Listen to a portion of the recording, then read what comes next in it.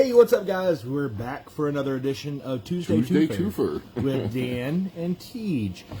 Tonight's video is not going to be, we're not playing any games tonight. We're not really showing much off, but we are going to give you guys some calls to action. Basically, and talk about what we've been up to lately. Talk about what we've been up to here lately. I came screaming over here from the studio where I've been in doing production for a local band as they record a new album.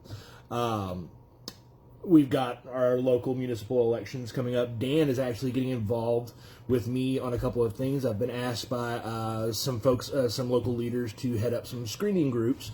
It's where we have some candidates come in and we ask them questions about what they're going to do for us. And then we kind of grade them. Dan's actually going to be involved with a couple of those with me. Actually, Dan and Robbie and a couple of other people that we know are going to be involved with that. Here in about a week and a half, Dan and I are actually going to start working on editing down a documentary for the same local band that I'm doing the production for now. That's kind of just stuff on the back burner, though. Are you allowed to say their name? Oh, Orbiter, yes, Orbiter. Our good friend Curtis and his friend Ellison Beasley, Brian Johnson, and Eddie Garcia make up the band Orbiter, and that's a. My favorite band is Coheed Cambria, and they're all concept, much like Pink Floyd's The Wall. What other concepts are out there? It's their music has a story behind it, and that's what Order is. Yeah. Aryan, I think it's pronounced Aryan. I think so. Their story is set in space, and it talks about your basic protagonist gets swept up in a grand galaxy-wide conspiracy. Always fun. Always really fun. They're implementing a lot of cyberpunk meets spaghetti string western with a lot of their stuff, which that's one of my favorite areas to go. Exactly. But on a more real basis, Dan, we had game night last Thursday. We have game nights every Thursday, and Dan, not this past Thursday, but the Thursday before, Dan broke out a game that I've been wanting to try for a while, and he found the stuff for it and got it all ready to go, and we played Wizard's Labyrinth. Yeah. Which is really cool. A little bit of basic story behind Wizard's Labyrinth is once every decade, the Royal Conclave of Magi, we haven't really solidified the name of it, but it's the Conclave of the Elements. And it's all of your people that are some of the higher ups of the Wizards Academy. It's up in the Northern Sea. So they have what's called the Conclave of the Elements. So in the World of Destiny, you have your 6 major elements. You have ice, fire, wind, earth, life, and death. So you have representatives from all 6 of these schools of magic. They come with their entourage and some students and everything like that, and they talk about what's new in magic. So it's basically, it's like The View, but with magic. Yeah. And every decade, hey Matt, every decade they have this conclave of the elements, and during this, for their entertainment, they have the Wizard's Labyrinth. It's a big championship. Now, of course, they have it, people play it all the time, too, as far as, like, training and stuff like that. It's actually, like, one of the biggest areas, one of the biggest setups that's permanent is under the Wizards Academy. Because a lot of the trainees will go down there and have fun. It's a good chance for them to kind of try off their spells. Almost like the X-Men's Danger Room. Yeah, I've never really thought of it like that. Yeah. It's... So, for the big one at the Conclave of the Elements, it's more of a friendly competition. But we all know, watching some a large IP about young wizards had something similar to it. While it's supposed to be a fun competition, you can still get hurt. There have been unfortunate accidents and stuff like that. So you can see a little bit in this, and there's not really much direct PvP in this. It's more of a way to, like, you can have some skills and stuff like that. Well, I mean, it's definitely a direct PvP in a way, but nothing that, like, actually targets them specifically. You see, as you're moving through this labyrinth, you have a place where you got in, and directly across the board from you is where you get out. And there's all kinds of rooms that kind of create almost like a tree of life kind of, connection. Really cool.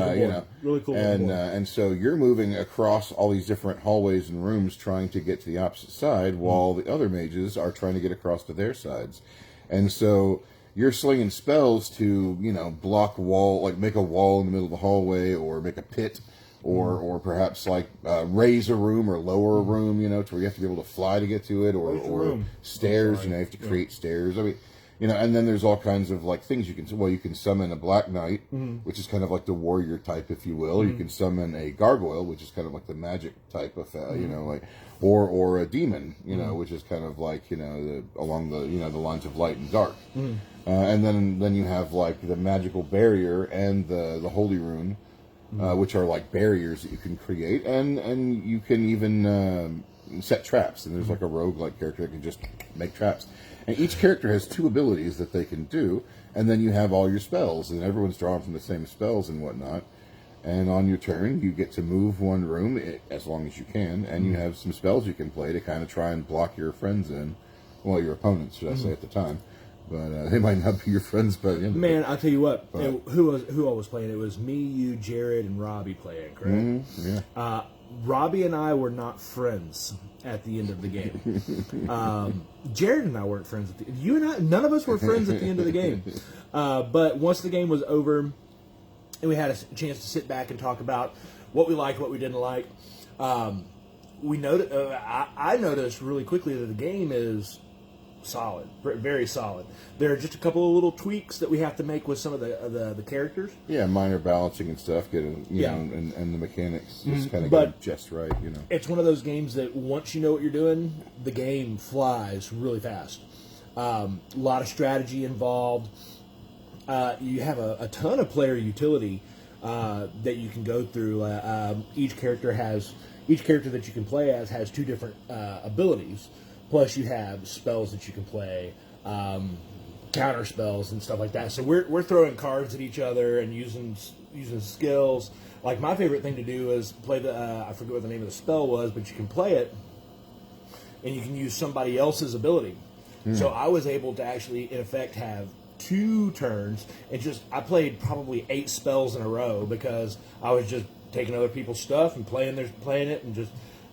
But what keeps it level is you can only move without the aid of magic or spells or abilities or anything like that. You can only move 1 space per round. So it keeps the game, it keeps one player from zipping ahead and everybody having to focus on them. You're able to focus on all 3 of your opponents. Or however many, because it plays up to 6. Plays up to 6. You can focus on all of your opponents until one person starts getting just a little bit too close to their goal for you. So then people start focusing more on them, which allows another player to zip, get a little bit further, and then everybody starts focusing on them. So once you get past that halfway mark, it really turns into kind of a game of attrition, where you're just trying to outthink everybody else and hinder them just enough where you can make that 1 extra space. Like I was 2 spaces away from winning. I was about 2 spaces away from winning as well. Before Robbie won. And Robbie also happened to just pick, a promo character I had planned that was just a little broken. Yeah. And that's what Robbie does, is he finds the broken thing of the game and then, works it like salt in the wound. Tonight's video is brought to you in part by Crystal's Cookies. I'll make some cookies for us. It's awesome. Homemade cookies. Delicious. I wish I could give some to you guys too, but, Num. Okay. Anyway. So, and then last week, we're not really going to talk much about it because it's still it's like if there was something before alpha, this would be that. It's past development, but before alpha. Well, it was just prototyped. It is the second iteration of the game. The first iteration was a little more convoluted, like it was intended to be, but I was able to kind of trim it down and, streamline it a bit more. But our game is tentatively called Monster Hunters. As far as theme goes, think along the lines of like a Witcher or something. A monster hunter traveling through, actually it's the Blackwood Valley, which is this part of the southern woods is down there near the swamp area. Now, we always talk about hills that we're willing to die on. The Witcher, the entire series, except for maybe the first one, because the first one was garbage. but the Witcher games are the best games ever made since Final Fantasy VII. That's a hill I'm willing to die on. Video games. You have to remember that I'm coming from being a big nerdy video gamer into the world of board games, so I'm kind of working backwards. So I'm going from big overt productions that are we all come throwing from somewhere. colors and stuff at your face to coming to actual having to deal with other people face to face to play games. And shuffling. That's why I'm obstinate on the internet, in person, and just overall obstinate person. But when playing that, I actually started thinking in my head as if I were Geralt the Witcher, and it made the game, even though it's still very, very early in development. The first time we played, and we played it twice now, but the first time we played, the mechanics I had just a little too rough, and man, the game was just brutal, and it just ate our lunches real quick. So I made some modifications, and then like some of the guys had to go, but Jared and I stayed and played another time, and the modifications I made already worked much smoother. Oh, great, great. So I'm personally looking forward to revisiting that because that's another one that I can kind of role play. Another thing that we what else have we been? I got another game to talk to him about too. Oh, go ahead. And this one, like I just gotta say, was really fun. I met another local designer here in the area, and he made a game named Seismic. It's a cool space game, like CYSMIC. You can actually look it up on Board Game Geek. That's why I'm mentioning it, because you can check it out there. Cool. He's planning on kickstarting it later this year and stuff. I don't want to say too much because I don't want to give away any of the stuff, but I just want to say it was a lot of fun, and I can't wait to play it again with him, and I can't wait to show you guys whenever he has the campaign stuff up, because it's a cool game. I mean, we played about 6.5 hours. He said it doesn't normally run that long, wow. but we took plenty of time to talk to.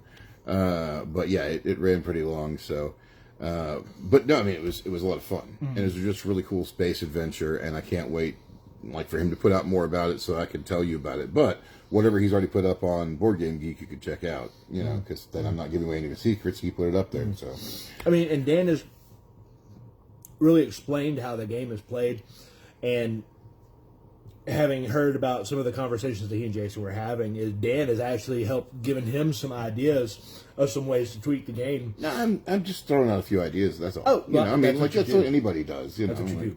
So, I mean, I'm not. Yeah, he's developed a really amazing game. Yeah. So, I mean, anything I'm throwing on is just like, maybe you should paint that window red. I mean, right. It's Right. nothing. So yeah, I also am looking forward to playing it because it sounds like it's really, really going to be awesome. So speaking of Board Game Geek, we are kind of doing a call to action, if you will.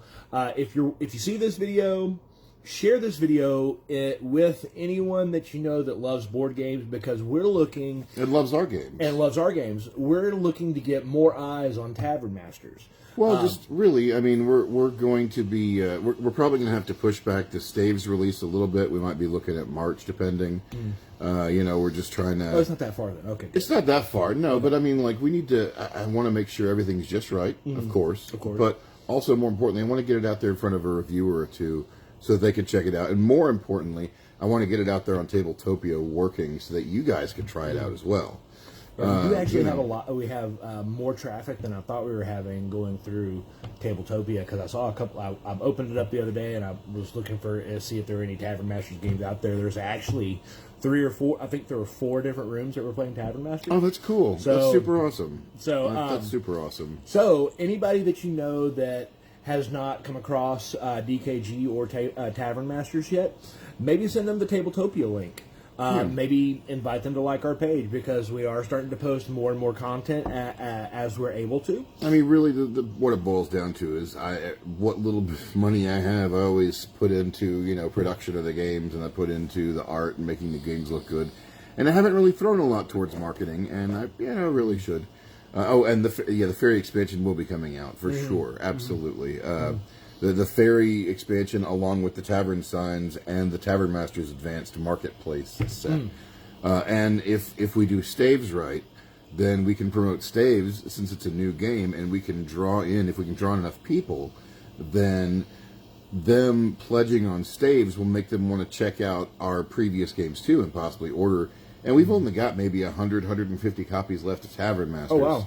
I mean, we don't have that many. We had 3,000 printed, and we only have about like 150 left, I think. Like, oh wow, that's a lot of copies. So, I mean, we've sold a lot of copies, and we've given away a lot of copies too because I liked it.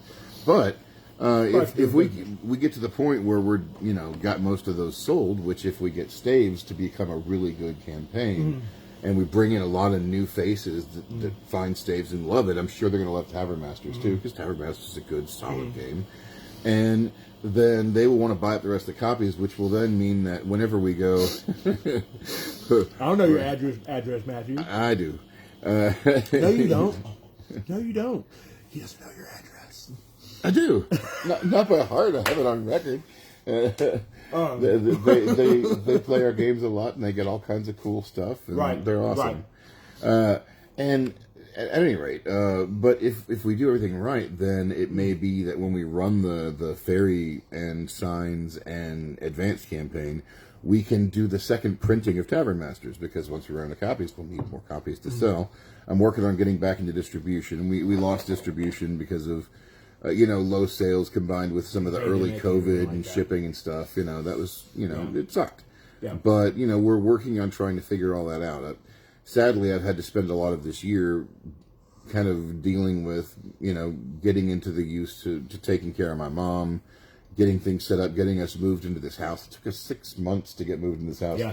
I mean, it's a long, arduous task. We got the thing closed back in February, but then they had to wait for stuff to happen until the courts reopened. So we didn't actually get all the paperwork signed and get it our name until June. Yeah. And then there was still so much to do here. We had to come clean it out and build the rooms. So I've been really tied up with family stuff and all that kind of stuff this past year. Life happens. Meanwhile, trying to reboot the not reboot the company, but kind of like give it a fresh start. Yeah. Like kind of reinvigorate it, because we have a lot of great stuff to show off. We have a lot of fun games that we can't wait to share. And frankly, this whole time, I've had a little help from friends here and there, but mostly it's been me doing everything and my wife trying to help where she can. But we're building a team, so we're getting to the point where we finally have a few positions filled where we can try and grow from there. And then that'll let me focus more on, making more games and getting them out more quickly. Because, I have so many games already that just need that bit of polish, and then getting, the art. And then having the art, boom. It's, and we're making great strides in that area. Since I've come on, we've actually seen a lot more interest in the brand and everything like that. Dan and I finally started doing something that we've talked about doing since I came on board a year ago. It's actually a year ago Sunday that I came on board. A year ago Sunday, really? Yeah. Wow, how about that? So I came on just over a year ago. We've been talking about doing something like this since I came on. And then life happened. Life happens. And, like Dan was, getting used to taking care of his mom, getting moved into a new home. I basically went through a mental breakdown because, who doesn't hate their job? I did too. Oh, yeah. So, that was fun. Career changes, getting engaged, myself. Robbie had his things going on. So we had a lot. 2020 was just chaos. Yeah. It was just not the good kind of chaos either. I may be an anarchist, but I don't want that again. But we've crawled through. We crawled through, and it's 2021, and it's February. My girlfriend's birthday. Rebecca's birthday is in 2 days. Oh. I have something. I already purchased something for her. So she's gonna kill me. But he showed it to me. It's awesome. Yeah. So it's February. January flew by because, January, we're still feeling the seismic effects of 2020. Seismic.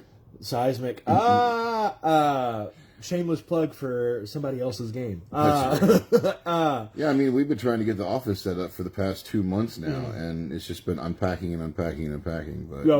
But when we do get it set up, it's going to be a nice little gamer haven, and we'll be able to get multiple angle videos and stuff, and do some playthroughs, which I'm really excited about. I can't wait for you guys to see some of these games in action. So, with all that being said, share the DKG brand. Maybe go in if you have like a group of friends that you know that haven't experienced Tavern Masters yet. Shoot them a link to the Tabletopia. Maybe play a game with them. Yeah. A lot of people are still working from home. They need something new to do. Maybe even talk about it on Facebook groups. If you're on some of like the gaming groups and stuff like that, don't mention it once in a while or something. I mean, put up shelfies of it. Or playthrough pictures. I mean, I hate to shamelessly self promote and stuff. It's just I really want to see us take this, where it can go, and it's going to take a lot more eyes. It's like any war takes boots on the ground. Well, this takes eyes on the box. Exactly. Eyes on the brand. So, when you see this video, go back to some of our other videos, specifically the ones that are showing off staves, Tavern Masters, and what was the other one? Lord of the Night. Lord of the Night, Game Lords. Show those to some of your friends that enjoy tabletop games. Get their thoughts on it. Steer them our way. Maybe invite them to come and watch Tuesday Twofers with you, because I hope that we're entertaining enough that you would be willing to show your friends to us, or show us to your friends. Or you can always just turn on the audio. You don't have to look at us. Don't have to look at us, even though I am gorgeous. He is gorgeous. But, I crack screens. But and on top of that, Dan and I are going to start talking about incentives for folks that are in the Tavern Masters Gaming Guild that like our page. Well, we've been long talking about trying to get the DKG nights set up. Like some of the groups, like for people that really love our games and want to be involved and help out, and we have ways to give back to that. Yeah. So it's something we're still developing. But it'd be a way to get some cool promo cards that other people don't get, and first shot at some things and just a few special items here and there. We have a lot of stuff we want to do, and it's just a matter of being able to put it all together. So, right. So that's why we're working hard towards getting all this stuff. Speaking of videos, also, as soon as I can get everything set up, we had the wiki page. On our webpage that had the whole World of Destiny stuff, a lot of the stuff that I've been cataloging in there. Sadly, it's down right now, but we're going to get that updated and get that back up. And also, I'm going to be starting doing a series of videos on YouTube talking about the World of Destiny. I mean, there'll be the little 3 to 6 minute videos and stuff, just talking about different aspects in each one. But I'm going to try and record enough at a time each time so I can put them out once a day. We want to start bringing you a lot more content. I mean, there's a ton of it to share, and we just have to take the time to get it all down and put it out there for you to be able to digest. Because we can make 1,000 games, but if we never put them out there for someone else to play, then no one else ever gets to play it. So we're determined to have people play our games. Now. We've touched every now and then a little bit on the lore of Destiny, and what you have to keep in mind when it comes to the World of Destiny is that it takes a lot of those typical high fantasy tropes and doesn't necessarily turn them on their head, but kind of spreads the love around. In the World of Destiny, dwarves have access to magic. It may not be the same way that elves use magic, or orcs use magic, or humans use magic. Really, it's all this. I mean, magic is. It's really all the same. Some of them have their own flares, but it manifests it based off of their culture, rather than an innate ability with magic. Everybody has this innate ability to wield magic, so it shows itself in different ways based off. Sure. Just the way that I've been steering things with some of the lore that I've been working on. It really manifests more culturally. So you'll have your dwarven berserkers. And societally too, because it's not just. I mean, it's not just cultures, but also groups and niches and whatever. The easiest example that I have that comes to mind is when we're talking about the dwarves. Dwarves are some of my favorite fantasy characters, just because they're tiny, they're brash, they're aggressive, which I am 2 out of the 3 of those. So when we get into talking about your basic dwarven stereotypes, what comes to mind? The dwarven berserker. Sure. He dual wields axe, has a cool mohawk, big old, wears, leather straps and charges into battle.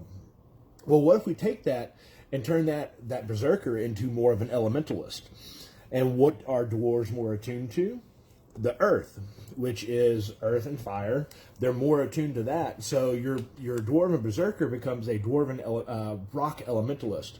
So they charge into battle, no real armor to speak of, but they channel their innate ability to have more of an affinity with fire and the earth, that when someone swings at them, they're able to manifest through their body just a piece of rock right here that will blunt the sword that's trying to hurt them.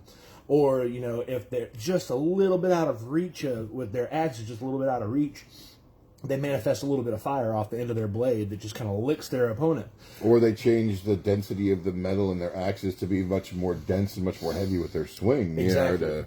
To cleave better. So it's not more of an intentional way that they channel their magic.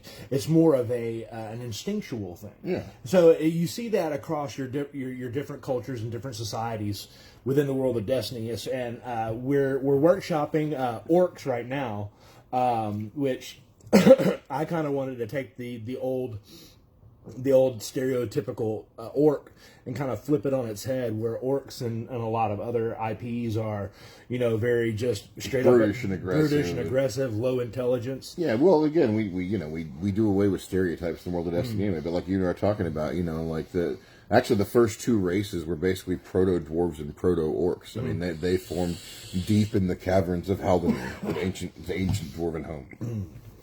And they called themselves the Underkin, and then over time, they encountered fairies who then some of them began studying their ways, and, eventually the house elves formed, and they were from the fairies that were mocking the dwarves, or not mocking, but like kind of copying the dwarves and mimicking them.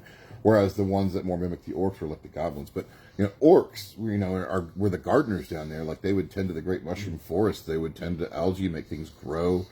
They're very much in tune with the earth and stuff like that, and growing things. Whereas the dwarves were more about tunneling and making the tunnels and making, expanding and building. I mean, not that they both did the same thing, but I mean, it was just, Yeah. Well, as time moved on, and as time has moved on, you've seen some development of the orcs into, you have your different offshoot brands of socio-political, economical, just different offshoots of the types of orcs that exist out there. And going along with the idea of the caretaker, the very in tune with nature and their surroundings, we have steered ourselves towards two main types of orcs that exist in the world.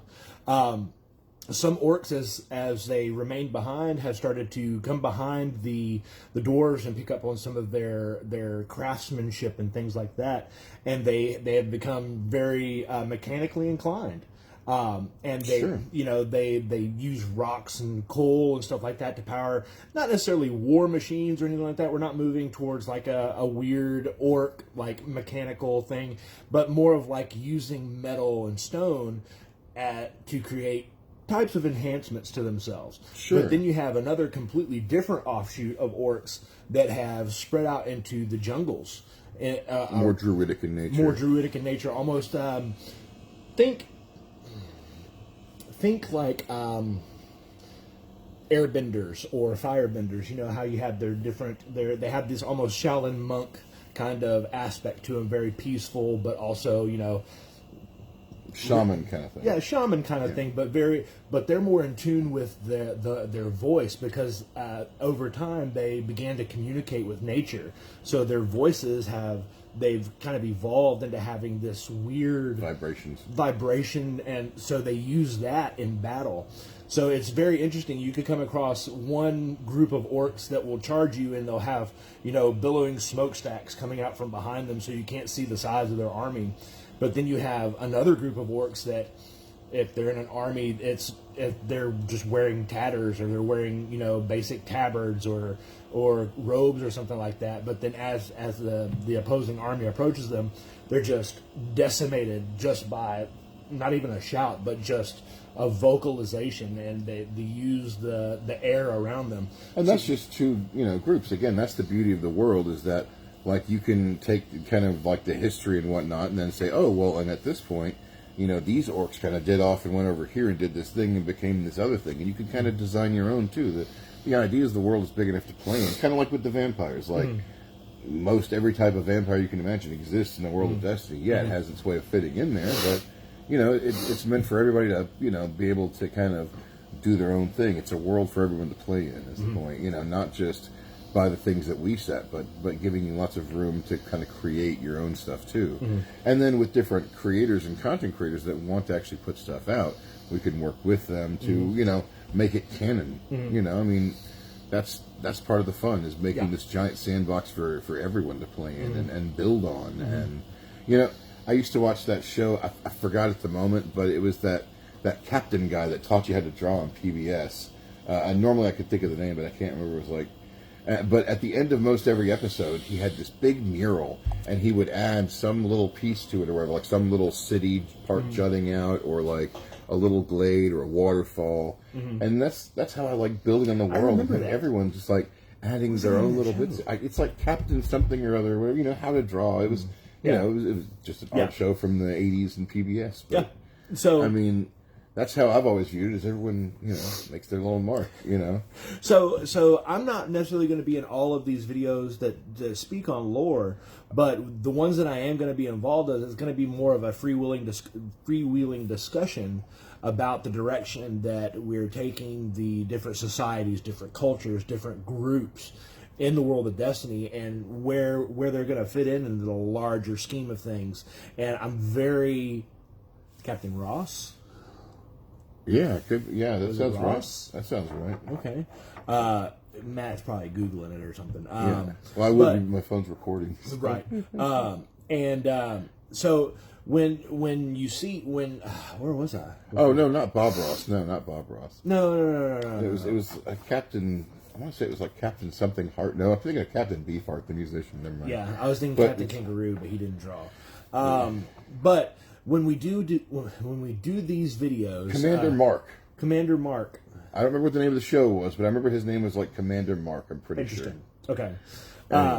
Anyway, when we get to doing these videos on lore, a lot of them will be Dan laying the foundation of this world. And then occasionally we'll have like special parts where he and I will do like a longer discussion. So like I said, each one, it's just something that I can sit here and record and talk to y'all about, you know, and just, you know, have regular stuff coming out to, you know, like to share a little bit with you all the time. So, you know, show you more and more of the world. Once we get the foundation laid for everything, we're going to start adding in some of the different factions that Dan and I have talked about. And one of my favorite ones to talk about, ones that I consider, even though we're in a golden era, we're in not necessarily an era of peace, but we're in an era of enlightenment where everybody's learning and growing together. Yeah, it's coming into a golden age. So one of my favorite factions that Dan, the story behind it being made, it's a little lengthy. It's hilarious if you live in Texas. What I call them the big bad, because they're doing what they feel is right, but the way that they do it is kind of more nefarious and more dangerous to innocent people. They know what they're doing. They know exactly what they're doing. I'm trying to give them the benefit of the doubt. Sure. But which we're not really going to give them the benefit of the doubt. But it's the Red Diamond organization, and my first introduction to the Red Diamond was through Tavern Masters. I was like, "What's the Red Diamond?" So Dan told me the Red Diamond agent. Yeah. So Dan told me the story of the Red Diamond, and I just kind of took that and ran with it. The Red Diamond started with Tavern Masters, which takes place in the West, but then we started messing around with Northwest, and then we started messing around with Lord of the Night. And I was talking about, well, what kind of influences is the Red Diamond going to have over here? And that got us talking about the special types of silver that are very rare in other parts of the world.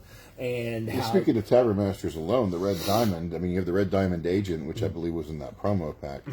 But it was actually a link between them and the Body Prince, which is in the base set, and the Pirate, which is the one that looks like me from the video, the Kickstarter.